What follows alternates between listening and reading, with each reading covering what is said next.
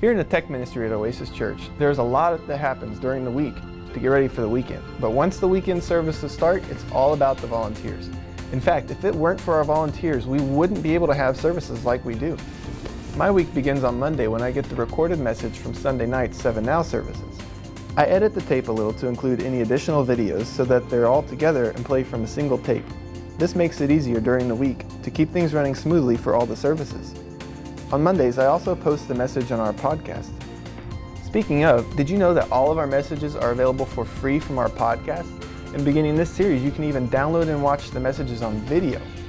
That's pretty cool. Jen already talked about the creative meetings on Tuesdays, but this is where I get the order of worship set so that we can begin working on the weekend screens presentation.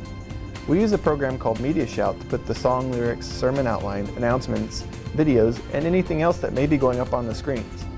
Luke Wendell does an excellent job at building this presentation every week.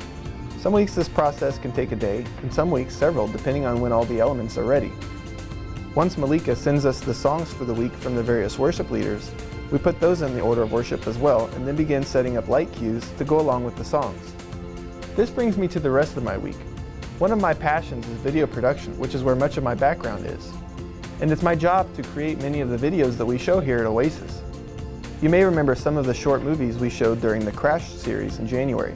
These were the brainchild of Chris Hughes, and with his direction, we were able to create them to support the theme of that series. I use Apple's Final Cut Pro Studio for all of the post-production work on videos, and may spend anywhere from 1 or 2 hours on an easy edit to in some cases several days or weeks to finish tweaking a more involved video.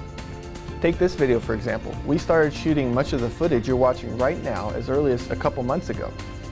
As already mentioned, Natalie creates all of the beautiful graphics that you see and then sends them to me.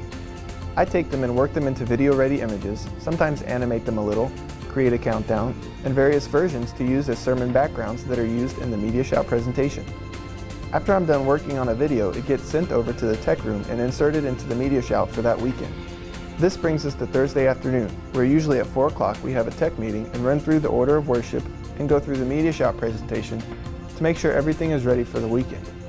So here we are, it's the weekend. What does it take to pull off a weekend service? It takes a sound engineer, lighting controller, camera and screens operator, teleprompter, and director to produce a service. And that's just Saturday night. Then on Sunday morning, add more camera people, lighting people, sound guys, teleprompters, and screens people, and you're through the morning services. Are you starting to get the picture? Well, now we're to our 7 Now services, where it takes anywhere from 2 to 3 people per night to produce a service, depending on which venue they're in. Now add in Hollywood and North Miami, and you can really start to see how it takes a lot of people to make this happen. But it all happens with people just like you, who have an eagerness to serve God and a passion to use technology to do so.